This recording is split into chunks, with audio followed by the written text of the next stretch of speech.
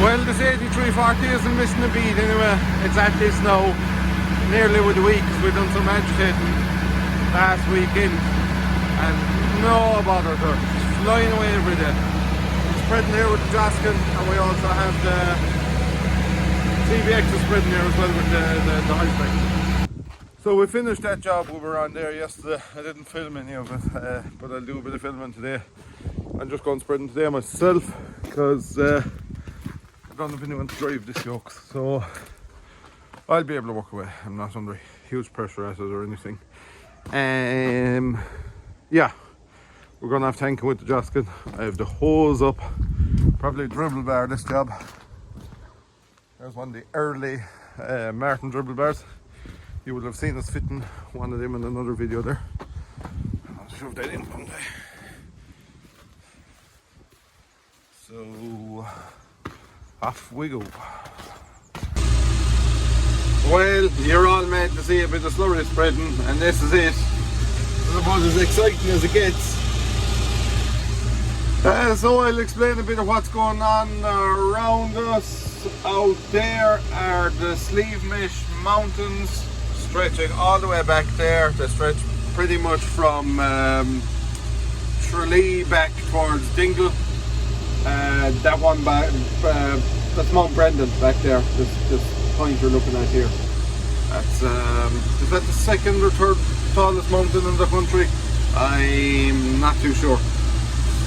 And here you have it right in front of us is actually a new entrance into dairy farming. It's a savage setup. They're building that now in a couple of years. I haven't been down there. Dad dropped some straw down there during the summer, but I haven't been into the yard at all. But they've a lot of land. They've a lot of land around here. And I am spreading with the dribble bar. The slurry is thick, very thick. It's pumping it away out now from the spare. I'm doing about 6 kilometers an hour just to try and get it out. And normally I'd be driving about 8.5. It's pretty liquidy stuff. This stuff is really thick capital slurry, so yeah, it's not the easiest stuff to put through the bar, but it's coming out all the pipes, so I'll take that. There's also a very big cover of grass here, so yeah, we don't want to put it out reckless heavy either, like, you know, so yeah, they're plugging away. Once I this field done, that's it. There's 2 more fields here, but they're going to be too wet to travel up. The ground has got a little bit wet now since it was thawed out for the last hour and a half that way. It's getting a little bit more spongy and a little bit more difficult to travel. Just bringing the 83 home after mixing slurry. Oh, I fare like these yokes. 100 lights. Oh yeah, they're down here. Don't need them all on headlights and those. I'll do a bit of mixing in the morning there, we'll get a walk around it. Back to the rain and shite. Last 2 days were actually lovely, or last 2 weeks nearly were actually lovely. Nice and dry, crisp weather. Now we're back to dark skies. Just as cold, because it feels a lot colder when it's so damp. Sort of depressing really, but anyway, what can we do about it? I'm just getting my gloves here and gonna go away and mix another tank with the 83. You will have seen us collecting it there last night, but oh, I love these. I just love them. I think someday when I have loads of money to spare, I'm gonna buy one and just put it in the shade and admire it, because I do like them. I think they're a flaking tractor. And these have a feature that I cannot understand why it was made more complex or wasn't made. Oh, these are from the 90s, so right, I'm coming up to a roundabout here now. I'm gonna clutch. And look at what she's gonna do. I'm just gonna come back in gears, put my foot in the accelerator, leave up the clutch, and away we go again.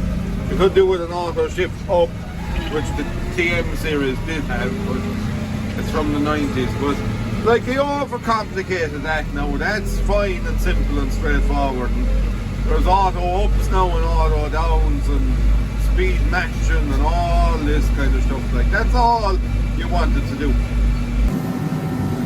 Okay, so I'm just doing a paint job on this exhaust stack of the CVT. It's a little bit grayer than I would have liked, but beggars can't be choosers, and I had an awful job to get actual exhaust paint in, not just in an aerosol can, but in a litre can. So I want to try and give this a real nice coating of it.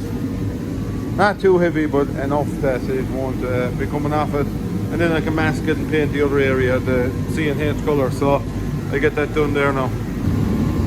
As you can see down here, I like that colour, but obviously when it dries then it goes a kind of a matte finish. But look, it's fine. It's actually not that bad at all, to be fair. So next step will be I'll have to sand this and clean it down and paint that proper colour. And this coming out here, what I'll do is I'll wait for all this to dry thoroughly and mask off these sections and sand all that down and get that pretty good and ready to paint that C&H.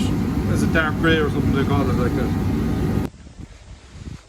So there you have it, an end to week number, what number week are we on? It's number 2, second week. Yes, end of the second week in January. So on my agenda now next week, I think the Slurry game is going to be stopped now for a bit. On my agenda next week is get this girl ready for road. It's not sold, but just get it in a presentable sort of condition. There was a person here looking at it already, but he decided he's going to go down a different road. He's going to go a bit fresher or something like that. So if anybody else is interested, you can give me a shout on it. But yeah, I need to do a few little jobbings to it before she's kind of retailed, I suppose you could say. But yeah, fine tractor. What have she done pretty much every day this week? She's on the agitator and she's flying away with it, so I can't see any issue with it whatsoever. Our tanker and dribble bar. Dribble bar 2 jobs and the rest was splash plates. But yeah, she's flying away. I was away there on Monday and a vein broke inside in the pump, but they actually couldn't get a vein for that pump, so they had to make 2 out of 1 or something.